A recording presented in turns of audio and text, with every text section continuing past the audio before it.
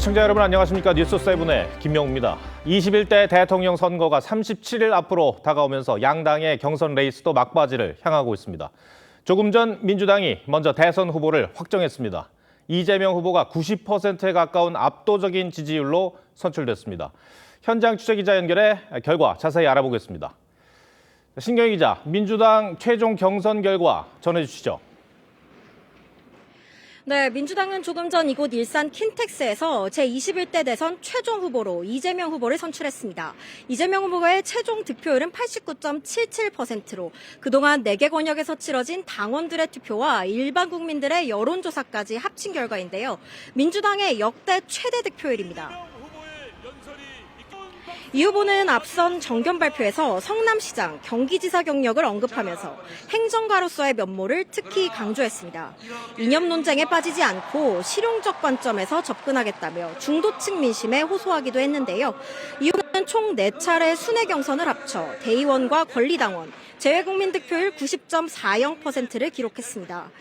경선에 참여하겠다는 의사를 밝힌 국민들을 대상으로 한 여론조사 득표율은 89.21%였습니다.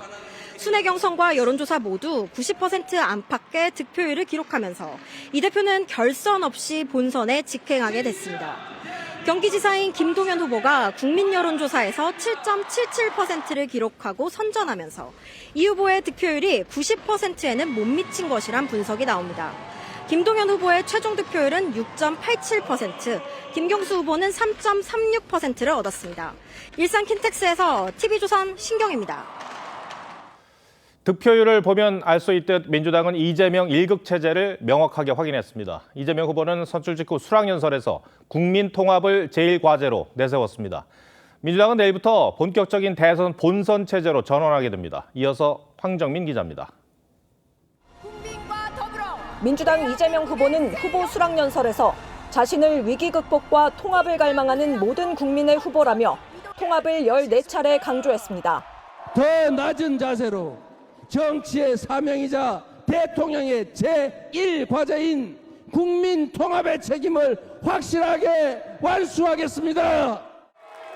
그러면서 비상계엄은 대화와 타협을 배제하고 상대를 말살하려는 저열한 욕망에서 비롯됐다며 반드시 공존과 소통의 가치를 복원하겠다고 약속했습니다. 새로운 성장 동력을 만들어 성장의 기회와 그 결과를 고루 나누는 것이 양극화를 완화하고 함께 잘 사는 세상으로 나아가는 원동력 아니겠습니까? 또 경선 경쟁자인 김동연, 김경수 후보를 당의 자산이자 든든한 동지라며 원팀으로 승리하겠다고 강조했습니다. 민주당은 오는 30일쯤 중앙선대위 구성을 마무리한 뒤 본격적인 본선 모드에 들어갈 방침입니다. 이 후보는 내일 현충원 참배로 당 대선 후보로서 첫 일정을 시작할 계획입니다. 김경수 후보는 중앙선대위에 합류할 가능성이 높은 걸로 전해졌습니다. 조기 대선까지 남은 시간은 37일. 이 후보 당선 시 입법과 행정권이 한 곳에 쏠려 권력 견제 기능이 약화할 거란 우려와 당 안팎의 반 이재명 정서를 극복할 수 있느냐가 본선 국면에서 주요 과제가 될 전망입니다. TV조선 황정민입니다. 국민의힘 상황도 알아보겠습니다. 현재 한창 경선을 치르는 4명의 후보들은 최종 후보가 될 경우 확실히 한덕수 권한대행과의 단일화 방식을 염두에 두고 있는 것 같습니다. 당내 경선 상황은 2명의 최종 후보 압축을 위해 오늘부터 이틀간 투표에 들어갔습니다. 최민식 기자입니다. 국민의힘 안철수 후보는 한덕수 권한대행이 대선에 출마할 경우 민주당 이재명 후보와의 양자 대결 여론조사를 통해 경쟁력 있는 후보로 단일화하는 것이 공평한 방법이라고 제안했습니다. 다른 방법보다도 오히려 이재명 대 한덕수 또 이재명 대 우리 후보 이렇게 1대1로 서로 대결시키는 게 그게 제일 좋은 방법이라고. 홍준표 후보는 2차례 토론 뒤 여론조사를 통해 단일화 후보를 가리겠다며 구체적 경선 구상을 공개했습니다. 원시합 경선이라는 게 토론 한 2-3번 하고 그다음에 이제 국민 상대 여론조사 경선이 그게 이제 노무현 후보 때 하던 그 방식일 겁니다. 2차 경선 투표가 시작되자 구체적 단일화 룰을 제시하고 나선 겁니다. 단일화에 여러 차례 긍정적 입장을 밝혀온 김문수 후보는 경선 승리 시 곧바로 한대행을 만나 단일화루를 논의하겠다는 입장입니다. 다만 한동훈 후보는 지금은 당내 경선에 집중할 때라고 했습니다. 여기서 제대로 승부하는 게 자신 없는 사람들이 하는 얘기 같아요. 보수의 중심은 국민의힘이고 국민의 힘의 경선에 집중할 때다. 김문수, 한동훈 후보는 나란히 1차 경선에서 탈락한 유종복 인천시장을 만나 지지를 요청했습니다. 제가 이거 부족한 점이 많은데 이렇게 제가 또 뛰고 그래서 우리 저 생각도 유 시장님 좀 완주를 하셔야 되는데. 안철수 후보는 당원 비율이 높은 부산을 방문했고 홍준표 후보는 홍대 거리에서 2030 세대를 만나 지지를 호소했습니다. 국민의힘은 당원 50%와 일반 여론조사 50%가 반영되는 2차 경선 투표를 내일까지 진행한 뒤 모레 2명의 결선 진출 후보를 발표합니다. TV조선 최민식입니다. 국민의힘 대선 경선 후보들의 어제 마지막 토론에선 주자들 간 대립 전선이 더욱 두드러졌습니다. 김문수, 홍준표 후보는 한동훈 후보의 정책 공약에 대해 협공을 했고 대통령 파면 사태 사과에 대해서도 주자들 간 입장이 엇갈렸습니다. 김창섭 기자가 보도합니다. 균형을 이루어서 지자체장 출신의 김문수, 홍준표 후보는 한동훈 후보의 5대 메가폴리스 정책에 실현 가능성에 의문을 제기하며 협공에 나섰습니다.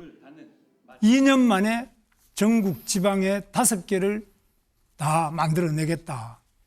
이게 어떻게 가능한 이야기인가? 거왕된 공장인 게 제대로 하려면 신도시 하나는데 10년 더 걸립니다. 이게 행정을 알고 공약을 하는 건가? 당연히 한동훈 후보는 새로운 신도시를 만든다는 의미가 아니라고 반박했습니다. 제 말씀을 잘 이해를 못하시는 것 같습니다. 아니, 어떻게 이해를 해야 다시 새로 집을 짓고 허허벌판에다가 신도시를 정하겠다는 말씀이 전혀 아니지 않습니까? 대통령이 파면된 상황에 대한 당 차원의 사과에 대해선 탄핵 찬성파와 반대파 입장이 엇갈렸습니다. 정부 여당의 책임 있는 일원으로서 상처받은 국민께 사과할 의향이 있으신지 국민들께 대단히 죄송하게 생각합니다. 30명 넘는 줄탄에 이런 부분에 대한 논의가 충분히 돼야 됩니다. 제가 최종 후보 되면 검토해 보겠습니다. 안철수, 한동훈 후보는 정치 경험과 당적을 갖고 신경전을 벌이기도 했습니다. 정치 경험이 부족한 검사 출신을 뽑을 가능성이 있다고 생각하시는지요? 당적을 굉장히 많이 바꾸셨죠. 홍준표 후보는 계엄 당시 한 후보가 민주당 이재명 후보와 악수한 사진 등을 공개하며 전날 맞수 토론에서의 주장을 반박했습니다. TV조선 김창섭입니다. 이번 대선의 최대 변수로 꼽히는 한덕수 권한대행의 출마 여부 결심도 임박한 것으로 보입니다. 한대행은 보름 전 출마를 권유했던 정치권 언론인 정대철 헌정회장에게 전화를 걸어 만남을 제안했습니다. 이르면 내일이나 주 초반 정 회장과의 만남이 이루어지는 것으로 보입니다. 이채영 기자가 보도합니다. 한덕수 권한대행은 주 초반 정치권 언론인 정대철 헌정회장과 만날 예정입니다. 한대행이 먼저 만남을 제안했는데 두 사람은 지난 연말과 올해 초 2차례 만났습니다. 정 회장은 TV조선과의 통화에서 한대행이 주 초에 전화드리고 찾아뵙겠다고 했다며 출마 결심을 내린 것 같다고 전했습니다. 만남 장소는 헌정회가 아닌 제3의 장소가 될 가능성이 높습니다. 만남이 이뤄지면 정 회장은 한대행에게 1987년 6.29 선언처럼 분열된 국론을 통합으로 이끌 수 있는 선언을 해야 한다고 조언할 걸로 전해졌습니다. 한대행도 계기가 있을 때마다 사회 통합을 강조해왔습니다. 이념과 세대, 지역과 계층 간의 갈등을 넘어서지 못하면 지금의 위기를 극복하기 어려우며 대한민국의 지속 가능한 성장도 불가능할 것입니다. 앞서 보름 전 정 회장이 먼저 한대행에게 출마를 권유했는데 정 회장은 이명박부터 윤석열까지 전직 대통령 이름을 거론하며 운명이 그렇게 흐르니 다들 막지 못하고 어쩔 재간이 없더라. 이번에는 운명이 한대행 쪽으로 가는 것 같다고 말한 것으로 전해졌습니다. 정 회장은 한대행 친형의 친구이자 고교 대학 선배로 어린 시절부터 인연을 이어왔습니다. 정치권에선 한대행의 정 회장 만남이 대선 출마 움직임의 신호탄이 될 거란 전망이 나옵니다. TV조선 이채연입니다.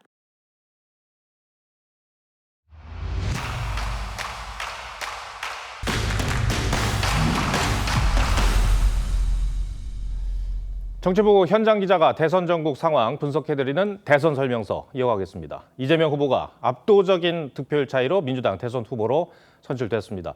이 후보에게 본선 과정에서 남은 변수는 뭔지, 어떤 전략으로 본선에 임할 계획인지 정치부 장세희 기자에게 물어보겠습니다. 장 기자, 최종 득표율이 89.77%였습니다. 네, 민주당 경선으론 역대 최고 득표율입니다. 3년 반 전인 지난 20대 대선 경선 당시 이 후보의 최종 득표율인 50.29%와 비교하더라도 상당히 높은 수치입니다. 무엇보다도 당대표 연임과 지난해 총선을 거치며 당 장악력을 높인 데 따른 결과란 해석이 나옵니다. 지난 총선 과정에서 민주당 비명계 인사가 대거 공천 탈락한 데 이어 이 후보 강성 지지자들의 목소리도 상당 부분 반영된 거란 분석입니다. 예. 자, 이제 이재명 후보는 37일 동안 선거운동을 할 텐데요. 돌입을 할 텐데 남은 변수가 뭐가 있을까요? 일단 당 안팎에선 소위 반 이재명 연대 가능성을 가장 중요한 포인트로 보고 있습니다. 국민의힘 경선 주자 4명이 모두 한덕수 권한대행과의 단일화 입장을 밝힌 데 이어 이낙연 전 총리 등 일부 진보 진영 인사들까지 반 이재명 연대에 긍정적 입장을 보이고 있는 건 이 대표 입장에선 가장 큰 변수가 될 공산이 큽니다. 이 후보 측은 한대행의 출마가 상황을 바꿀 만한 게임 체인저는 아니라며 반명연대 효과는 제한적이라는 입장이지만 보수 진영에선 단일화 이벤트가 보수 결집을 극대화할 거라고 보고 있습니다. 실제 TV조선이 지난주 실시한 여론조사에서 차기 대통령 적합도를 보면 이 후보가 44%였고 범보수 주자인 한덕수, 김문수, 한동훈, 홍준표, 안철수 후보와 개혁신당 이준석 후보의 지지율 총합은 42%였습니다. 물론 이는 단순 수치를 합한 것으로 단일화할 경우 지지층 일부가 이 후보 지지로 옮겨갈 가능성을 배제한 것이긴 하지만 참고는 가능할 듯합니다. 네. 또 다른 변수가 있을까요? 네, 하나 더 있습니다. 캐스팅 보터로 꼽히는 수도권과 충청 지역의 표심도 관건입니다.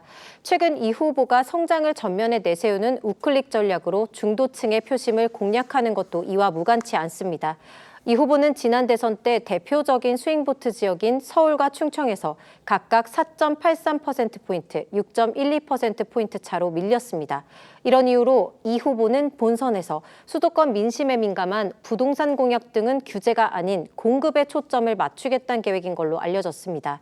여기에 더해 대법원이 이 후보의 공직선거법 사건을 전원합의체에 회부하고 바로 심리에 들어간 상황도 경우에 따라선 본선에서의 변수가 될 가능성이 있습니다. 민주당과 달리 국민의힘 선거 경선은 아직 안개 속이죠. 네, 맞습니다. 한덕수 권한대행이 대통령 선거에 출마하기 위해선 공직자 사퇴 시한인 5월 4일 전 직에서 물러나야 하는데 앞으로 딱 일주일 남았습니다. 현재로선 30일 출마가 유력한 상황인데 국민의힘 후보가 확정되는 5월 3일 이후 후보 단일화에 나설 거란 전망이 나옵니다. 예. 근데 앞서서도 이제 전해드렸는데 이제 각 후보들이 한대행과의 단일화 방식을 언급하기 시작하는 거는 왜 그런 걸까요? 일단 한대행의 대선 출마가 사실상 상수가 되면서 한대행 지지층의 전략적 선택을 받겠다는 걸로 보입니다. 앞서 한대행과의 단일화에 부정적인 입장이었던 홍준표 후보는 원샷 경선 등 구체적인 방식을 먼저 언급하며 한대행과의 단일화를 강조하고 있습니다. 오늘 시작된 2차 경선 투표가 당원과 민심에 절반씩 반영되는 만큼 단일화 주도권을 가져와야 경선에서 승산이 있다고 보는 것 같습니다. 네. 이번 주는 국민의힘 후보 선출의 주가 되겠네요. 알겠습니다. 장세희 기자, 잘 들었습니다.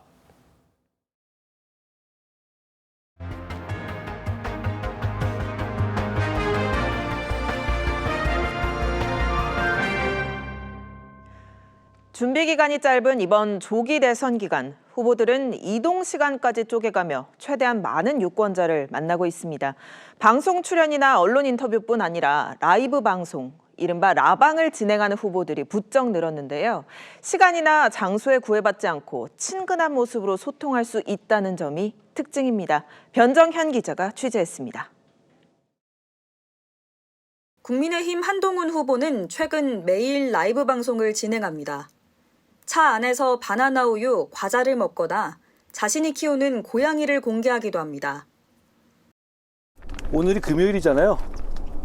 금요일 밤인데 뭐 하고 계시나요?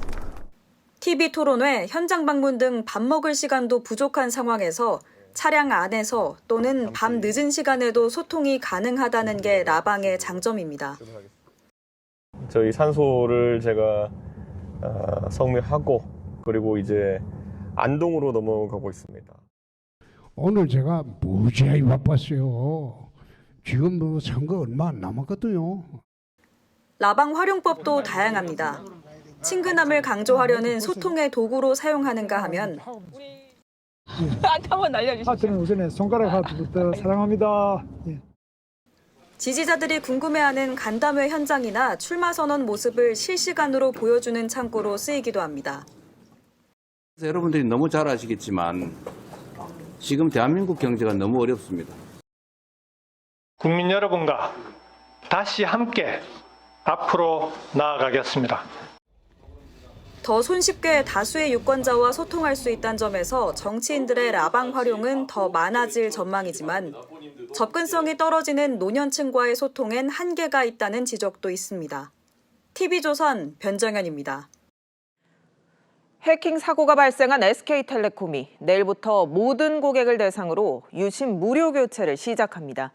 아침부터 정보 유출을 우려하는 많은 이용자들이 대리점에 몰릴 거로 보이는데요. 교체용 유심이 충분히 확보되지 않은 것으로 알려져 혼잡도 예상됩니다. 윤수영 기자입니다. 서울의 한 SK텔레콤 대리점. 문이 굳게 닫혀 있습니다. 준비된 유심 재고가 다 떨어졌다는 문구도 보입니다.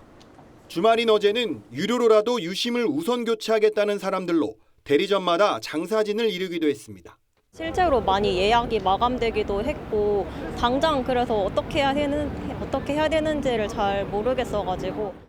SK텔레콤은 내일부터 유심 무상 교체에 들어갑니다. 하지만 2천만 명이 넘는 가입자들을 다 교체할 만한 충분한 유심 확보가 되지 않은 상황이라 매장을 찾더라도 당장 교체하지 못하는 경우가 많을 것으로 보입니다. 유심카드 재고가 없는 매장의 경우에는 그냥 예약을 해주시면 준비되는 시점에 다시 연락을 드리도록. 특히 공항 로밍센터는 출국하는 사람들이 한꺼번에 몰릴 가능성도 있어 큰 혼잡이 예상됩니다. SK텔레콤 해킹 사태를 조사 중인 정부는 해킹 방법과 정보 유출 규모 등을 조사하는데 약 2개월 정도 걸릴 것으로 내다봤습니다.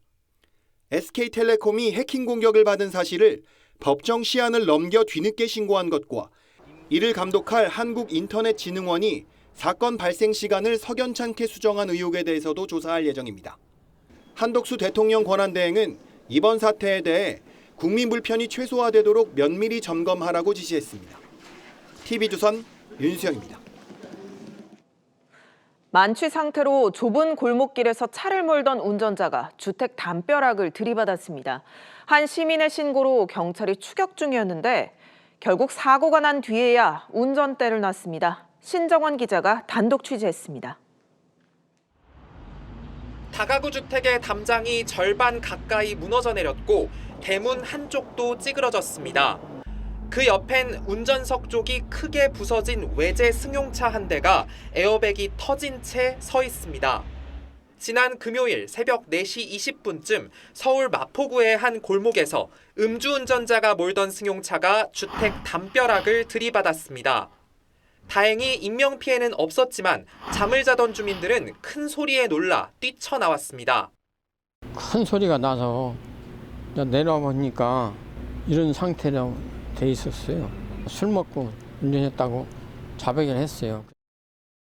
해당 차량이 차선을 좌우로 넘나들며 주행 중인 걸 목격한 시민이 경찰에 신고한 뒤 추격 중이었는데 운전자는 신고자를 피해 4분 동안 1km가량을 도주 중이었습니다.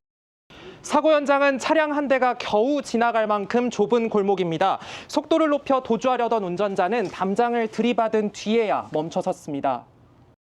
경찰 조사 결과 운전자는 당시 면허 취소 수준의 만취 상태였습니다.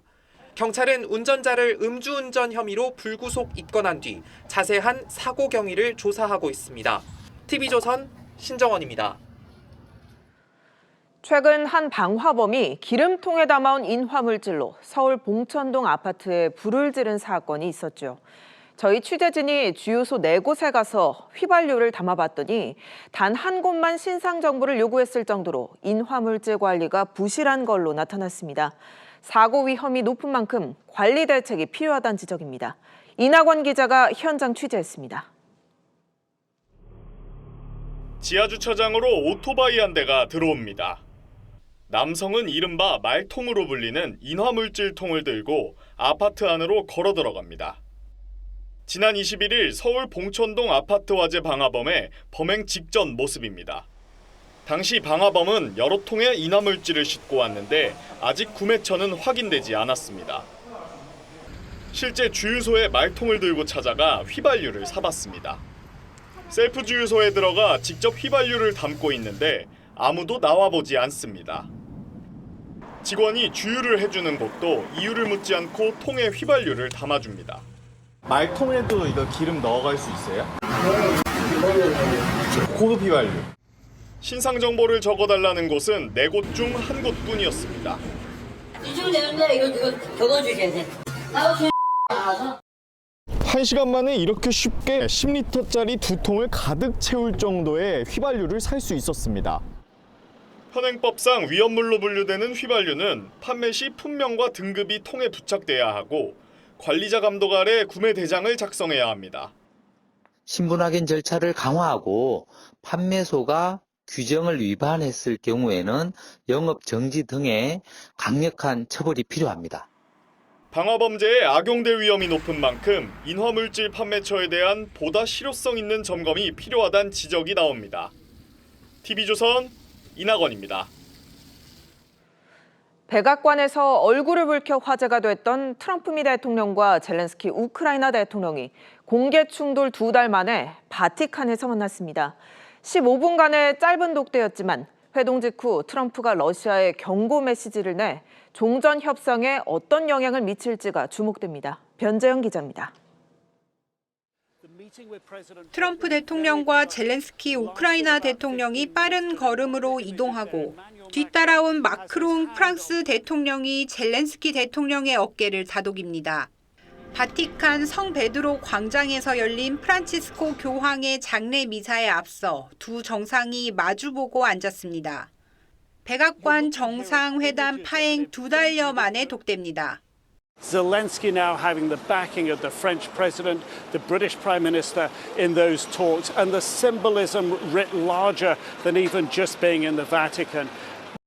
15분간의 짧은 만남이었지만 백악관은 매우 생산적이었다고 평가했고 젤렌스키 대통령도 역사적 만남이 될 수 있다고 자평했습니다. Productive meeting. I don't want to go to a lot of details if it's possible because the questions were sensitive. 푸틴 러시아 대통령 편에 선 듯하던 트럼프 대통령도 회동 직후 태도를 바꿨습니다. 푸틴이 날 이용하려는 것 같다며 추가 제재를 언급했습니다. 사실상 금융 제재를 시사한 건데 두 정상이 회동 뒤 긍정적인 반응을 내비치면서 러시아에 대한 압박 강도를 높일 거란 관측이 나옵니다. TV조선 변재영입니다. 미국과 3차 핵 협상을 진행하던 와중에 이란에서 한국 컨테이너 폭발 사고가 났습니다. 사상자가 800명이 넘는 등 피해가 눈덩이처럼 불어나고 있는데 한때 미국과의 연관성도 거론됐지만 이란 정부는 일단 테러나 공습과는 거리를 두는 모습입니다. 김준석 기자입니다.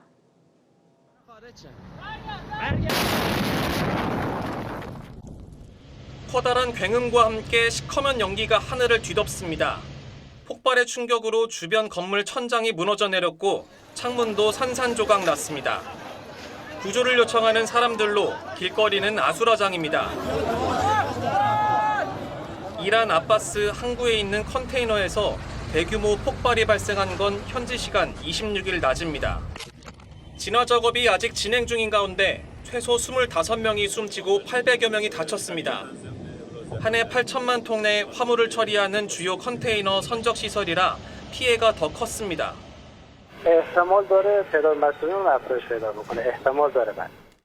같은 시각 이란이 오만에서 미국과 3차 핵 협상에 나서면서 한때 연관성이 나오기도 했지만 양측은 협상 결과를 긍정적으로 평가했습니다. من از روند مذاکرات از روند به اصطلاح شکل‌گیری مذاکره و سرعتش 외신들은 이란이 탄도미사일에 사용하는 고체 연료를 부적절하게 취급해 사고가 난 것으로 보인다고 전했습니다. 페제시키안 이란 대통령은 희생자들에게 애도를 표하고 정확한 사고 원인을 밝히겠다고 했습니다. TV조선 김준석입니다. 프란치스코 교황 장례식이 끝나면서 차기 교황 선거인 콘클라베가 이르면 열흘 뒤쯤 시작될 거로 보입니다. 우리나라 유흥식 추기경도 차기 후보군으로 언급되고 있는데요. 실제로 비백인, 나아가 한국인 출신 교황 선출 가능성이 얼마나 되는지 국제부 이루라 기자와 따져보겠습니다. 네, 이 기자 먼저 콘클라베 이야기부터 해보겠습니다. 언제 어디서 시작됩니까? 네, 먼저 이 화면으로 먼저 보시겠습니다. 이 미켈란젤로의 천지창조 천장으로 유명한 이 바티칸 국내 시스티나 성당인데요. 이곳에서 이 다음 달 6일부터 11일 사이 이 차기 교황 선출 절차인 콘클라베가 열릴 것으로 보입니다. 80세 미만의 추기경 135명이 외부와 완벽히 차단된 채 3분의 2 득표자가 나올 때까지 매일 무기명 투표를 반복합니다. 네, 그럼 3분의 2 이상 득표자가 나오지 않는다면 선출까지 굉장히 오랜 시간이 걸릴 수도 있겠네요. 네, 그렇기도 하고 공식 후보가 아예 없는 것도 한몫합니다. 이번 콘클라베에 참석하는 135명의 추기경이 전원 후보인 동시에 유권자입니다. 정치인 선거처럼 별도의 후보 등록 절차가 없다 보니 소위 주요 후보군이라고 불릴 만한 사람도 없다는 겁니다. 그렇군요. 좀 색다른데요. 후보군이 아예 없으면 어떤 추기경이 주목을 받을 수 있게 되는 건가요? 이 콘클라베에 앞서 여러 차례 열리는 추기경단 일반 회의를 보면 이 하나의 예가 될 수 있을 것 같습니다. 차기 후보 탐색을 할 수 있는 기회인데요. 선종한 프란치스코 교황도 이 회의에서 이 4분간의 짧은 연설로 강한 인상을 남겼고 최초의 비유럽인 교황 선출에 결정적인 역할을 했다는 외신 분석이 많습니다. 그렇군요. 세계 가톨릭 주류는 여전히 이 유럽, 이탈리아계다라는 평가가 많은데 이번에 특히 백인이 아닌 교황 선출 가능성 좀 이야기가 많이 되는 이유가 있을까요? 콘클라베 참석 추기경 135명 중 유럽 출신이 53명으로 가장 많습니다. 이 가운데 이탈리아 추기경들이 이 전통 주류를 차지하는 것도 맞습니다. 하지만 앞서 이 남미 출신의 프란치스코 교황이 추기경단 135명 중 80%를 임명한 것이 변수가 될 수 있는데요.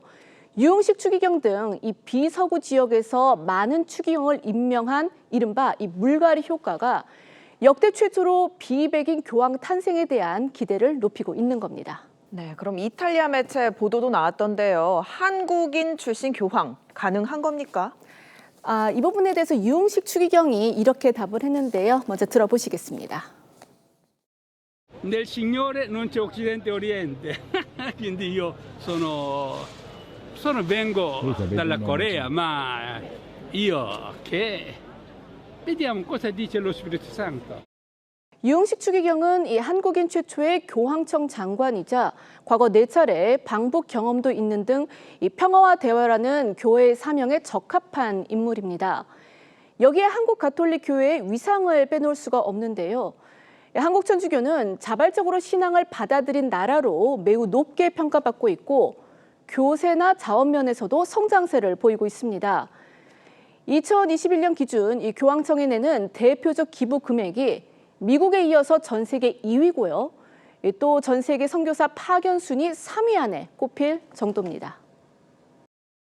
한국 교회도 해외에 원조를 받던 교회가 해외에 원조를 주는 교회로 바뀐 거죠. 그다음에 한국이라고 하면은 평화 추진을 하는 완전한 선진기지라고요. 네, 이 외에도 이 높아진 K컬처의 위상이 이 추기경들 사이에 한국 인지도를 높이는 데 기여했다. 그런 평가도 있습니다. 네, 교황이 선출되면 성당 굴뚝에 흰 연기를 피워서 세상에 알리게 되죠. 12년 만에 열리는 콘클라베에서 어떤 반전이 일어나게 될지 지켜봐야겠습니다. 이 기자 잘 들었습니다.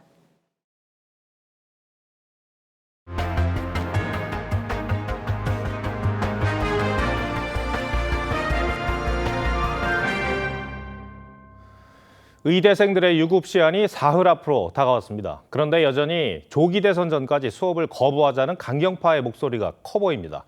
교육부가 요청한 만남에 대해서는 아직 수용 여부를 논의 중인 것으로 알려졌습니다. 임서인 기자입니다. 오는 30일까지 본과 4학년의 유급 처분이 마무리되는 의대는 모두 32곳. 이미 어제까지 서울대, 연세대, 울산대, 가톨릭대 등 27개 의대 유급 시한은 지났습니다. 본과 4학년은 기한을 넘기면 의사 국가시험도 응시할 수 없습니다. 애들이 유급 1년 무서워서 이걸 작년부터 이렇게 하진 않았어요. 지금 해결된 게 아무것도 없잖아요. 집단 유급이 현실화되면 내년에는 26학번까지 만여 명이 동시에 수업을 들어야 합니다. 하지만 여전히 강경파를 중심으로 대선 전까지 투쟁을 지속하겠다는 입장인 것으로 알려졌습니다. 의대 학장들이 내일 자정까지 진행 중인 수업 복귀 설문조사에서 일부 학생회가 학생들에게 동의 투표를 요청했는데 현 상황을 수용하고 즉시 돌아가겠다는 뜻이 아니라고 강조했습니다. 표가 갈리는 것을 방지하고 투쟁 단일 대우는 그대로 유지하겠다는 뜻으로 풀이됩니다. 정부가 의대생 단체에 제안한 만남에 대해서는 아직 수용 여부를 논의 중인 것으로 알려졌습니다. 학생 대표들도 이런 공식적인 제안에 마음을 열고 학생들이 정부에 원하는 바도 좀 전달을 하고 복귀할 수 있는 계기를 좀 마련해 줬으면 좋겠다. 의대 교수단체는 오늘 정부의 의료개혁 특별위원회를 종료하고 의정협의체를 재가동하자며 학생들을 압박하지 말라고 요구했습니다. TV조선 임서인입니다. 설레는 마음으로 결혼식 준비하는 예비 부부들에게 깊은 상처를 주는 사기꾼들이 사라지지 않고 있습니다. 사진과 예복, 분장까지 모두 해주는 이른바 스드메 계약으로 목돈을 받아놓고 잠적해버리는 사례가 계속되고 있습니다. 대책도 마땅치 않다는데 송무빈 기자가 취재했습니다. A씨 부부는 지난 2022년 결혼박람회에서 알게 된 웨딩업체를 통해 결혼식 촬영업체에 계약금 60만 원을 건넸습니다. 하지만 신혼여행에서 돌아온 A씨 부부는 결혼식 앨범을 받아볼 수 없었습니다. 시간을 끌다가 갑자기 로부터 대금 지급을 못 받았으니 우리 앨범 못 주겠다. 웨딩업체가 대금만 받은 뒤 잠적한 겁니다. 부부는 웨딩업체를 사기죄로 고소했습니다. 서울중앙지법은 지난해 사기죄 등으로 기소된 웨딩업체 대표에게 징역 1년 6개월을 선고했습니다. 앨범을 받는데 1년, 50만 원의 배상을 받는데 2년 가까운 시간이 걸렸습니다. 엄청난 스트레스였죠. 돈 주고도 어디서도 구할 수 없기 때문에 2년 가까이 걸렸던 것 같습니다. 이 업체를 상대로 법적 대응에 나선 피해자만 38쌍에 이릅니다. 웨딩업체들의 먹튀 사례가 속출하면서 소비자원에 접수된 피해 건수는 2021년 92건에서 지난해 291건으로 폭증했습니다. 유사 사례가 워낙 많이 발생하기 때문에 공정위에서 웨딩 플래너 업체가 다른 스드메 업체와 위탁 계약을 체결할 때 보증보험을 가입을 의무화하도록 관련 피해가 늘어나는 만큼 웨딩업체의 보증보험 가입을 의무화해야 한다는 지적입니다. TV조선 송무빈입니다. 가속 페달을 브레이크인 줄 알고 밟는 바람에 교통사고가 빈번하게 발생합니다. 승객을 태우는 택시도 예외는 아닙니다. 울산 지역 택시의 페달 오작동 방지 장치를 시범적으로 사용하기 시작했는데 사고 예방에 얼마나 효과가 있을지 김동영 기자가 취재했습니다. 택시 앞부분이 심하게 구겨져 있습니다. 사고 충격에 차량 내부 에어백은 모두 터졌습니다. 내리막길 옹벽을 들이받은 이 사고로 4명이 숨지고 1명이 크게 다쳤습니다. 70대 택시기사가 가속 페달을 잘못 밟아 시속 80km 넘는 속도로 내달린 걸로 확인됐습니다. 브레이크를 밟는다는 게 엑셀을 밟은 거지요. 전국 택시기사 중 65세 이상은 47%지만 택시 교통사고 가운데 65세 이상 운전자 비중은 이보다 높은 51%입니다. 운전자 고령화 문제가 제기되는 이유입니다. 택시 공제조합 울산지부는 페달 오조작 방지 장치를 법인 택시 46대에 설치했습니다. 주행하는 택시에서 가속 페달을 끝까지 밟았더니 오히려 속도가 줄어듭니다. 속도계에 뜬 숫자는 시속 5에서 7km, 급발진 방지 장치가 작동해 차량 속도는 줄고 엔진만 공회전한 겁니다. 제가 브레이크를 밟지 않아도 차가 자동적으로 스톱해 줍니다.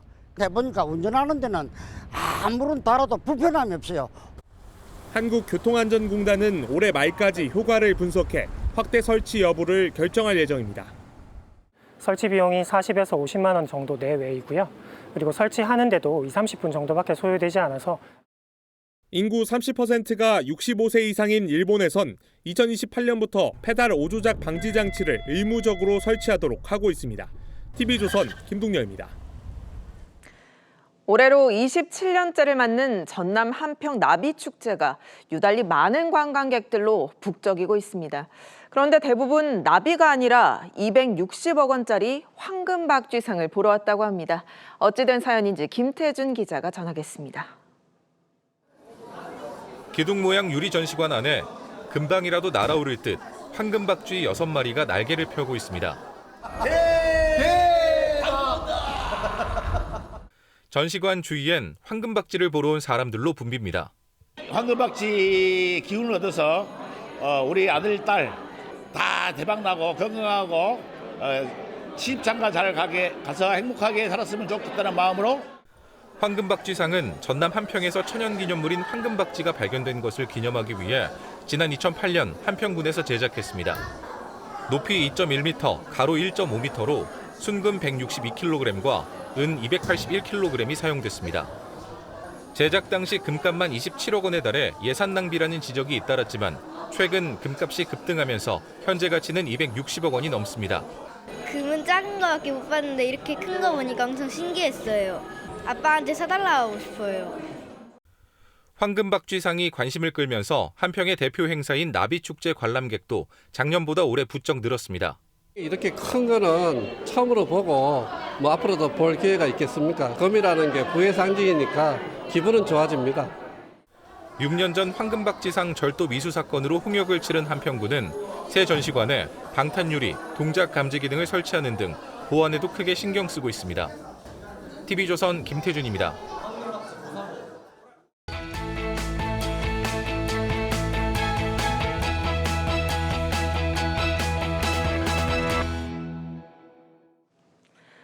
둥그스름한 곡선이 우아함을 자아내는 하얀 도자기.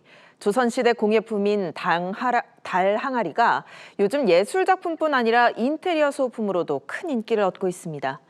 나라 안팎으로 혼란스러운 일이 많아서일까요? 보는 사람을 편안하게 만드는 소박한 디자인에 풍요와 복을 불러온다는 속설이 더해져 찾는 사람들이 크게 늘었습니다. 뉴스7이 새롭게 준비한 트렌드 리포트 요즘. 첫 소식은 윤우리 기자가 준비했습니다.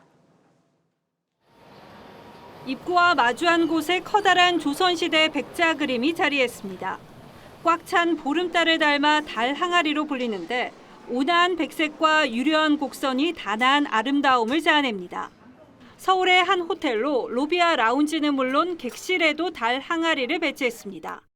편안함과 여유로움 그리고 한국의 미를 많이 느끼고 계신 것 같아요. 호텔 경영이 잘 됐으면 하는 바람 그리고 고객분들이 들어왔을 때는 그 같은 행운을 같이 누리고자 하는.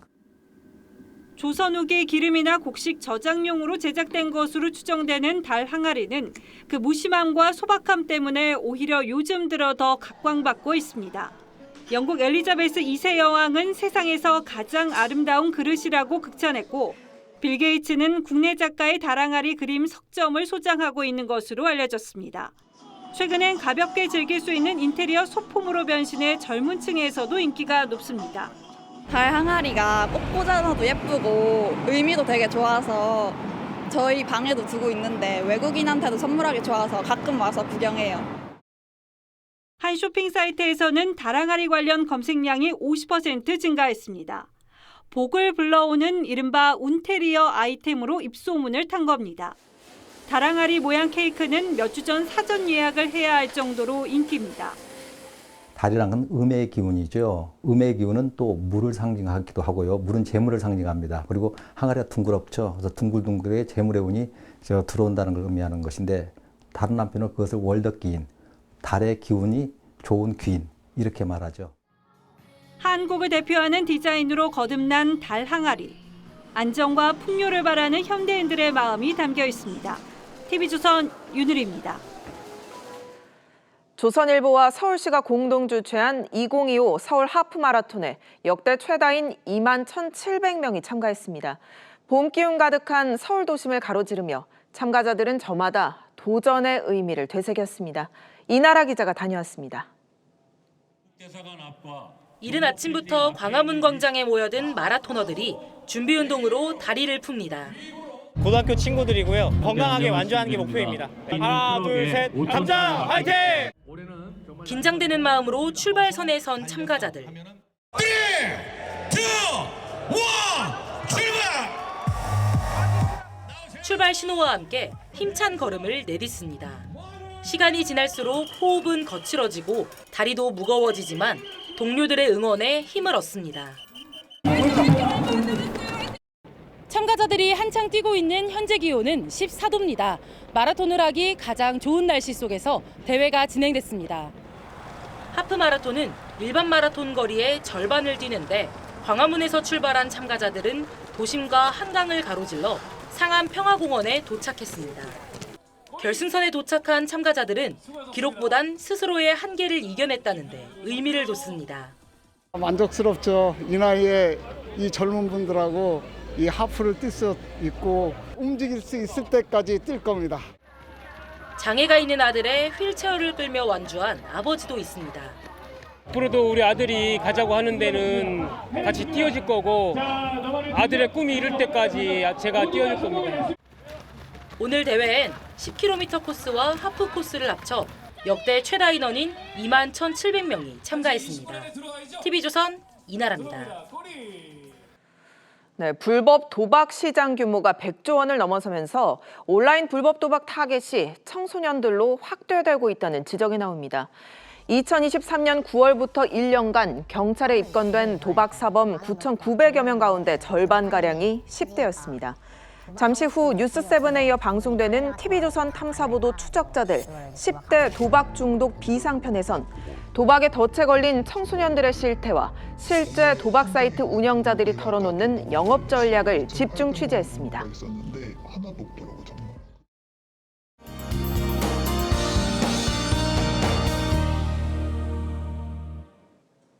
하늘이 맑아서 봄이 느끼기 좋지만 대기가 건조한 데다 강한 바람까지 불어 불조심해 주셔야겠는데요. 전국에 산불 위기경보 경계 단계가 내려져 있고요. 특히 건조경보가 내려져 있는 강원과 경북, 대구에는 대기의 건조함이 극심합니다. 오늘 밤까지 강풍주의보가 발효 중인 영동과 경북 북부를 중심으로 순간 돌풍이 불겠고요. 내일도 순간 풍속 초속 10에서 15m의 강한 바람이 부는 곳이 있겠습니다. 내일 전국이 대체로 흐리다가 아침부터 맑아지겠습니다. 내일 새벽까지 제주도에는 5에서 10mm의 비가 가끔 내리겠습니다. 내일도 일교차큰 날씨가 예상됩니다. 아침에 서울이 10도, 대전 9도로 오늘과 비슷하겠고요. 낮 기온은 서울이 20도, 울산과 광주 22도로 남부지방은 오늘보다 기온이 낮은 곳이 많겠습니다. 5월의 첫날에는 전국에 비 소식이 있습니다. 날씨였습니다. 4월 27일 일요일 뉴스7 마치겠습니다. 시청해주셔서 고맙습니다.